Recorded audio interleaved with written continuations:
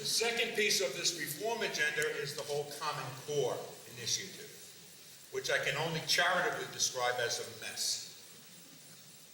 In January of 2011, the New York State Board of Regents adopted the Common Core state standards, and they were implemented in New York State schools the following year, 2012-2013. And what they said was this, and this is a quote: "The Common Core standards were created through a collaborative effort on behalf of the National Governors Association Center for Best Practices," don't know what that is, "and the Council of Chief State School Officers.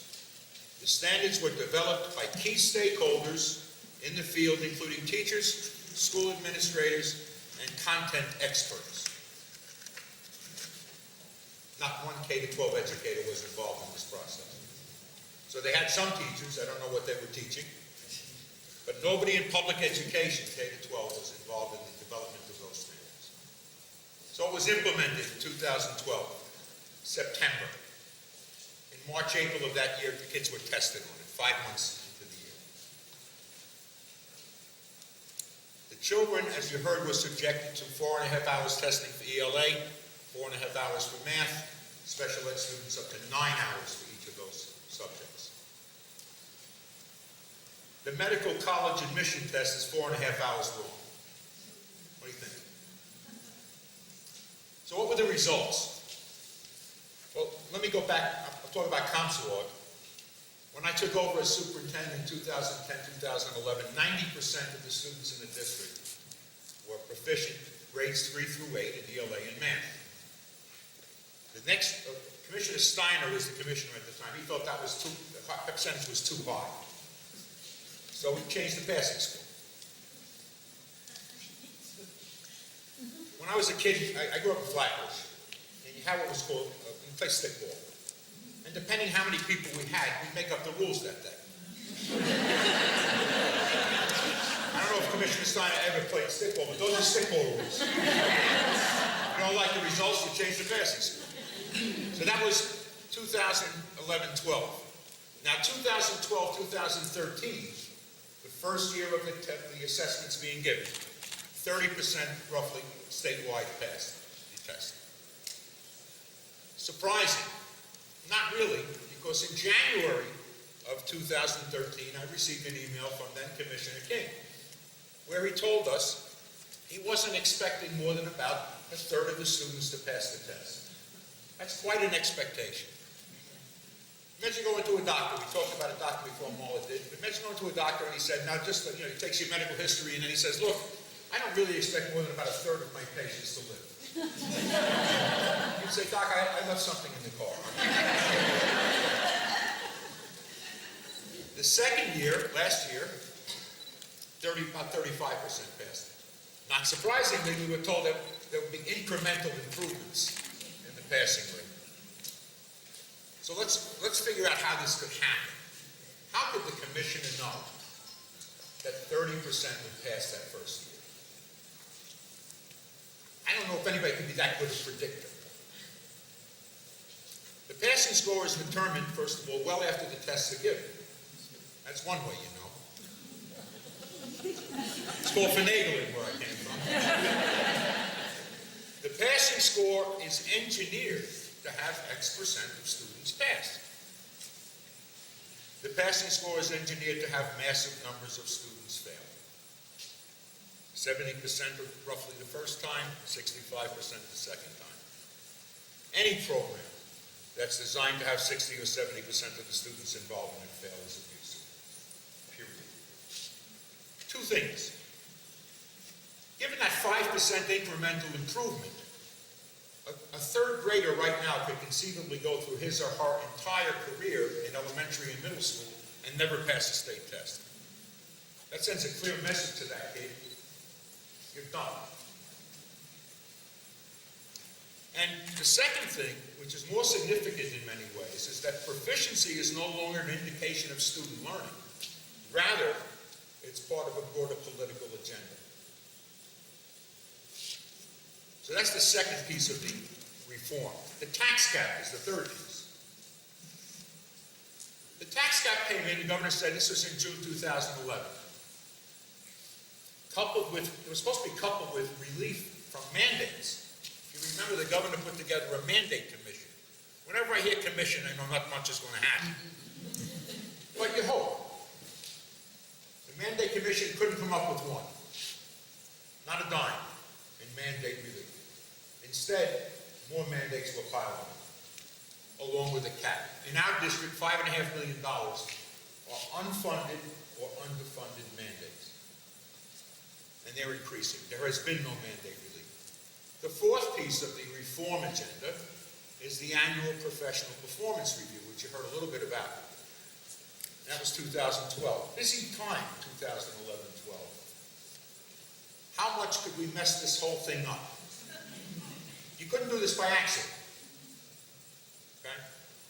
At the time, it was 40% roughly was going to be based on some kind of assessment, state assessments or others. And 60% observations. Districts had to submit their plans to the state education department, sit down, negotiate with their teachers associations, with their administrators associations, get these plans in by July the 15th, or you're going to lose some state aid. We will have lost $600,000. That certainly puts a little pressure on negotiating, doesn't it? By all parties. Because it's not like, well, if the district loses $600,000, the teachers and administrators aren't. It's one pocket. So we submitted the plans. The plans were reviewed, revised, and ultimately approved by the state education department. So contrary to the governor's surprise about how these plans were constructed, nonsensical. Every one of us had to submit them. We had to sit through hours of revision meetings, and then they were finally approved. By law, and again, this is from the description in the memo from State Ed.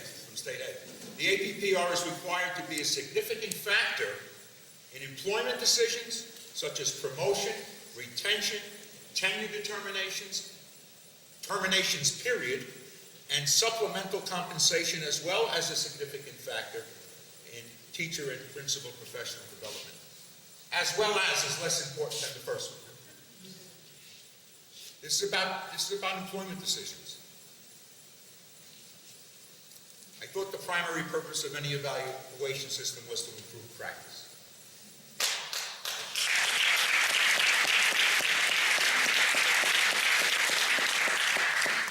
The governor's budget uses now, in his budget proposal, he says we're going to go 50-50. So now what's the big deal? 60-40, 50-50. Huh?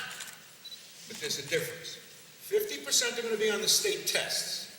Remember those tests that we know how they decide the passing scores? Already I'm not feeling so good. It's like playing three-card Monte. You know you're going to get hurt. You don't know how bad, but you know you're going to get hurt. The other 50% will be other measures, observations, etc.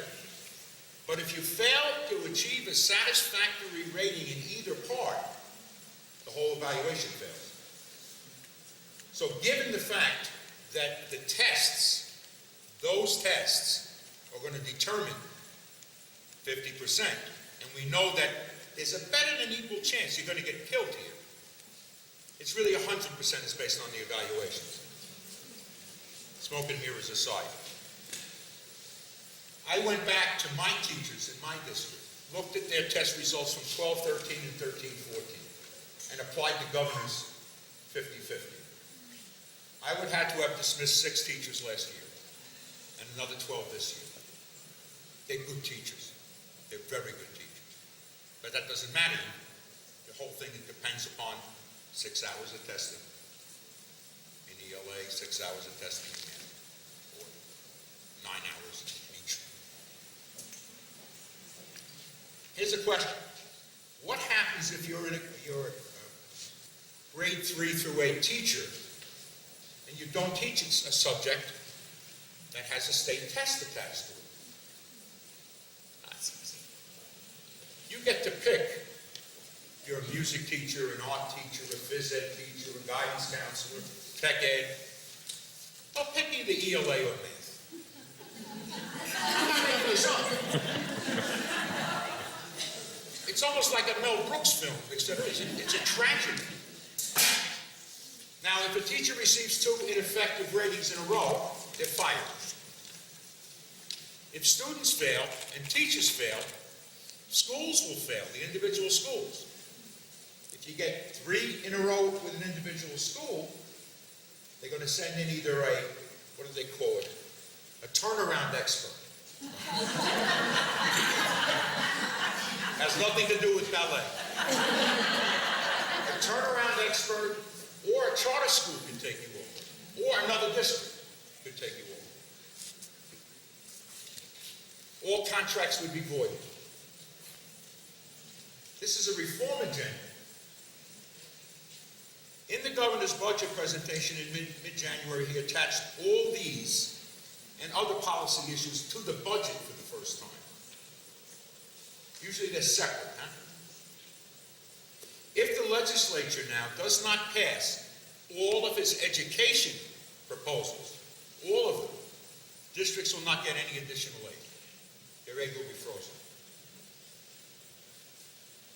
If the legislature stalls, then the governor, ultimately what will happen is the governor will shut down, just like the federal government did. And the governor in New York State has the authority and the power to just, by executive order, put whatever he wants in there. The governor's proposals will remove local control of our schools. Funding, curriculum, staffing, evaluation, setting policy. They will continue to starve us of resources, bury us with additional required programs, without funding, forcing us to cut programs, reduce staff, increase class sizes, continue an incomprehensible testing program, shrouded in mystery, designed without any input from K-12 educators, child development specialists, without any transparency, without any feedback loop. And now, and it's also, all of this is carefully done to have massive number of students fail. Imagine. And now also to have massive numbers of teachers fired. And ultimately have schools taken over by charter operators or other private people. Clearly, the agenda is to so shape confidence in public education that other alternatives, the charter schools, the vouchers, the privatizing for profit, become more attractive. It is nothing less than the programmatic dismantling of the public education system. And that's not the worst part of this whole thing, believe it or not. The worst part, the most destructive effects are on our students.